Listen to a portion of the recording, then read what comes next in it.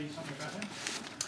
Yes, the problem is the religious associations with food that's been sacrificed to idols.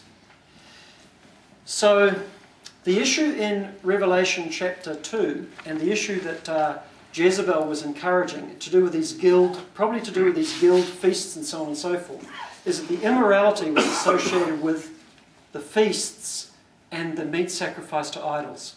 So if you're going to get involved in those practices right across the board, then you're in serious trouble. Because you're not just eating the meat, you're also engaging in the sexual immorality associated with the false religion. So that's the problem. Stay away from all that. But in 1 Corinthians chapter 8, Paul is talking in the abstract about, what happens if you go to the marketplace and you want to buy some meat there, and there's a question, has it been offered to an idol, yes or no? Or in our context, were some halal prayers said? Now what do we do about that? Well, Paul says, look, at the end of the day, it's just meat. So it doesn't really matter what's happened behind the scenes. Take the meat and eat it. Because God has declared these foods clean. But of course that's very different from going along to some sort of religious celebration, engaging in all the activities and compromising on the faith. So two very different sort of contexts there. Does that help? Very good question. Yes? Well, what about in 2 Kings that Naaman, the servant, went back to his country and worshipped that idol of, not the God of Israel. And he said there, for your servant will never make a burnt offering and sacrifices to any other gods but the Lord. But may the Lord forgive your servant for this one thing, to forgive the one thing, you see? So what is the difference? Well, I mean, difficult because it's difficult to sort of sort out where Naaman was and how genuine his conversion was. He was obviously interested in Israel's faith because he had been washed in the river, he had been healed of his leprosy. And so he was on the way. But whether or not he was truly converted, yes or no, and would be prepared to take that back into his own culture and take a stand, that's another matter. But he'd obviously been influenced by the truth to some degree. Jezebel is inside the church, and she is claiming to be speaking for God. And she is leading other people astray, and so it's a much, much more serious matter. The contexts are a bit different. Yes, Gerard. What about 1 Corinthians 5? 1 Corinthians 5, yes. Yeah, the immoral brother. Yes. Is that similar to... The question is, what about 1 Corinthians 5 and the immoral brother that was present in the congregation? There are some similarities and some differences.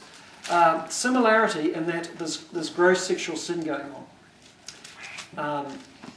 There's incestuous relationship going on there. So there was certainly sexual immorality in 1 Corinthians chapter 5. But there are differences too, because he's not claiming to be a prophet of God and claiming to lead people into higher truth.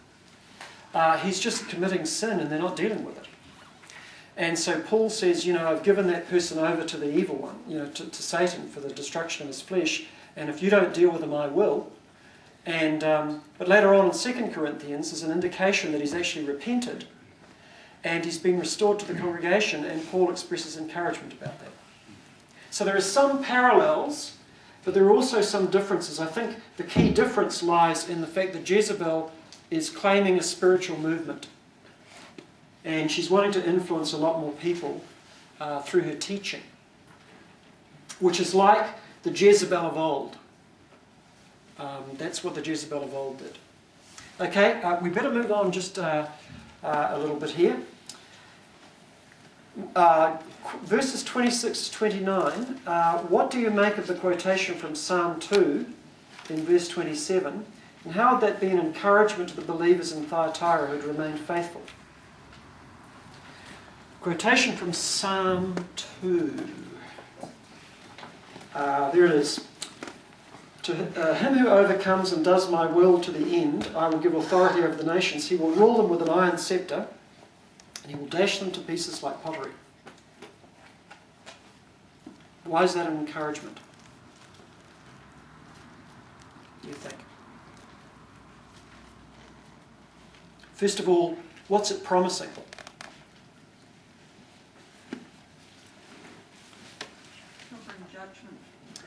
It's promising a position of authority and judgment over the nations. Psalm 2 is a psalm that's messianic, so it speaks to the work of Christ. And it says, ask of me and I'll give you the nations as your inheritance, the uttermost parts of the ends as your possession. So the Messiah inherits all the nations of the world, and he rules the nations as the sovereign king. So he's in a position of headship, supremacy, and mastery, really. And now Jesus says, if you stand firm and you hold fast and you don't go into the so-called deep things of Satan, then I will give this position to you. You will rule with me. You will exercise dominion in the world. Now, this is important because if Jezebel's encouragement has to do with commercial success, like Ahab bringing Jezebel into the nation, then of course to stay away from all of that and to avoid the compromise and those other things that we talked about, it may mean that these people start to suffer commercially. They may experience great difficulty and trial, and they may think, well, what's happening to us here? So Jesus promises, if you're faithful to me, I will put you in a position of leadership, even over the nations. So you hold fast to the truth, because this is not the last experience you'll have if you start to suffer. Excuse me. Yes. Isn't it not really meant for Israel? For Israel? I'm sorry, in what the people respect? of Israel? Yes, in what respect there, Hank? Well, the ruling of the nations, I think I see the fact that if we believe in Jesus Christ, you'll be reigning with him.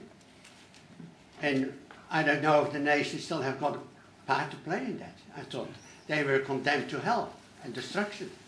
Okay, good question. Is this promise not for Israel of old? Well, this is a question that's actually going to occupy us quite a lot as we make our way through the book of Revelation, actually. It has to do with the impact of those promises like Psalm 2, in a New Testament period. And what we can take from those promises as the New Testament people of God, and what we can't take from those promises. So rather than sort of go into all of that tonight, let me just say that I think there are promises in the Old Testament that we can take to heart as New Testament believers, and there is a fulfillment in the New Testament, but perhaps not as some of the Jews understood it. And we're going to see Jesus mounted upon a war horse, riding around the nations, exercising sovereignty and dominion, and we're going to see the church gathered with him in that task. So there's going to be some level at which we understand that we are looking for the fulfillment of those sorts of promises. But more to come on that, Hank. Yeah, all right. Because that's a very big question, and we'll be coming back to it as we make our way through. Okay, one other thing there. The reference to the morning star. That reference in verse 28 is interesting. Did anybody look up Revelation 22:16? What is the morning star in Revelation 22:16?